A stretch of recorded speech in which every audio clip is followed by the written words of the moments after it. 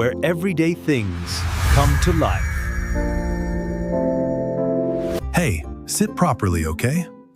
Before you lean back, let me tell you how I became this strong. I didn't start as a chair. I was thousands of tiny plastic granules. Then came the heat. I melted completely. No shape, no identity. They injected me into a massive mold.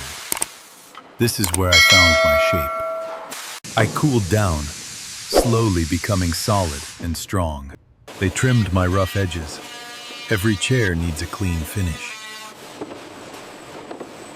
They checked my color and strength. I passed the test. They stacked me with my friends. We were ready to go out into the world. I've been everywhere. Homes, weddings, shops, rooftops. I hold tired people, happy people, even sleepy people. That's my duty. I may look simple, but I support lives every day. Thanks for watching. See you in the next diary.